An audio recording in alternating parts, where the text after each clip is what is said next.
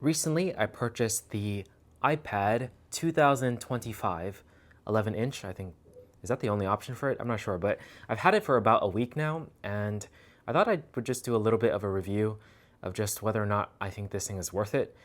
Actually, I only got this because for some odd reason, while applying to a Japanese language school, this is like a mandatory thing to like have an iPad within like 3 years old. Must be a very bougie language school, but either way, that's the reason why I got it. And I figured if I'm gonna get a new iPad, I might as well like make the best out of it and use it to the best of my ability. So here is how it looks. And one very notable difference, I'd say, for the iPad is the screen. I can definitely tell it's way more reflective compared to my iPad Pro from 2018. But I do really like the color of this iPad for sure. And I'll explain how it's on that thing or on that tripod real soon. But one thing that it doesn't have is actually like MagSafe stuff, which I believe the iPad Air has. The only reason it's able to do this right now is because I put a attachment on there. But let me go to my iPad Pro real quick right here. This is from 2018, and it's very nice because I've got the Magic Keyboard with it, so it kind of just detaches really easily, like that. And the screen feels really solid and is not as reflective, which I really like. But obviously this thing's much cheaper. I spent about $300. It was $275 on Amazon. I got it during around like Prime Day, so it might have been cheaper because of that. But for after taxes is about $300. So for $300, I think it's actually pretty nice and worth it. I'm going to use it for like an extra monitor for camera stuff, like either using this iPhone's Blackmagic camera stuff, or I can also use the Creator app, I believe, because I have a Sony A7 IV. And if I connect it with the Bluetooth, it can help me as an extra monitor for my Sony A7 IV. So those are two things I'm going to try with it that I haven't quite tried yet, but in theory it should work perfectly fine. Right now I've just been kind of using it as like an extension of my phone really. So while my phone is playing like a Japanese audio podcast I listen to in the morning, I have this like as like the thing going on for a routinary, for instance. I'll actually go ahead and open it.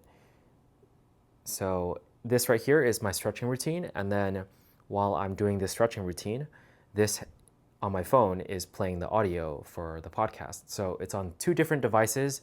That way I can have this be like lower, because I do use the voice command for this thing, or like it basically tells you what to do.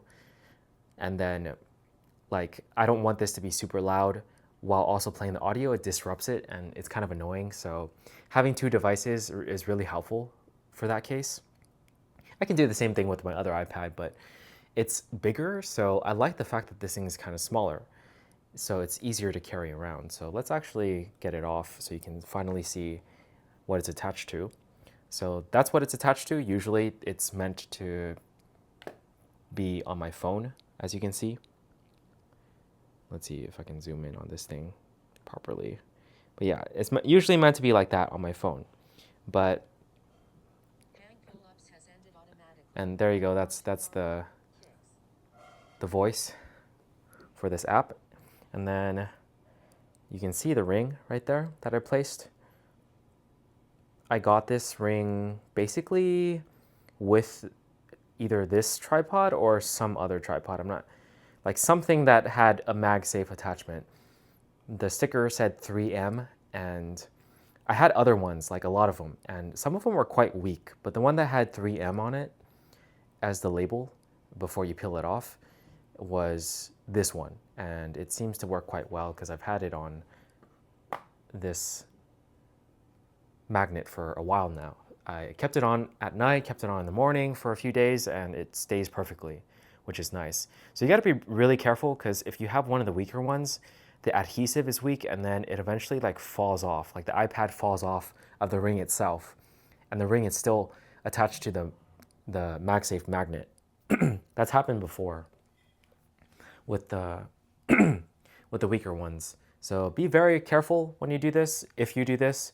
But I find it super useful because like I just rather have it attached like this and bring it around like this rather than have it in a case, because all the iPad 2025 cases are quite annoying. You have to like put the iPad in the case, and you know that's super old. Like I don't like doing that. I much prefer a situation where you can just detach it from a magnet, which you can't do that with the 2025 iPad unless you have an adhesive ring like that.